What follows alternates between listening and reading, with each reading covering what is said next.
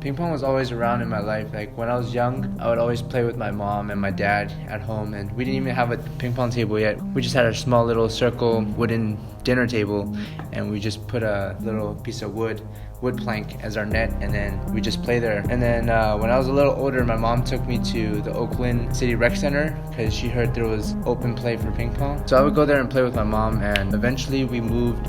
We saw that like there was a coach there, and I started taking lessons with him.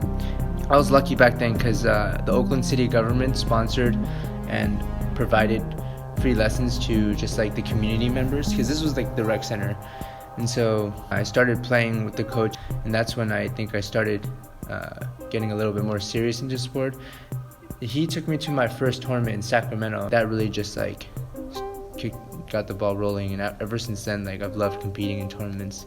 That was probably like the start of like playing competitively, but when I like really started seriously training was when I went to Alameda, and they had a professional table tennis facility. It was a club.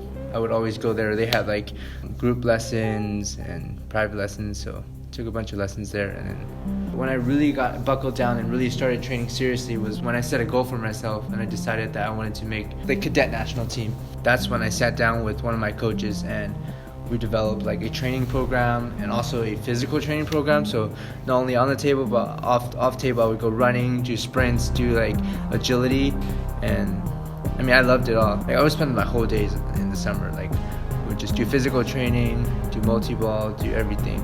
I always enjoyed the training. I really want to prove to myself and a lot of others who didn't grow up with much that we can all amount to something and we can do big things with our life.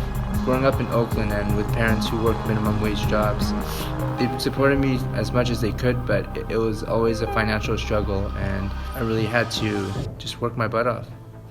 And when you're lacking resources, you gotta make up for it with your hard work. So I'd like to thank my parents for all they've done for me and supporting me throughout, even though they didn't have much. And I want to thank all my coaches for helping to support me in the process of getting to where I am today. Like, definitely couldn't have made it without my coaches and all the wisdom they've imparted on me. They coached me out of the goodwill in their heart.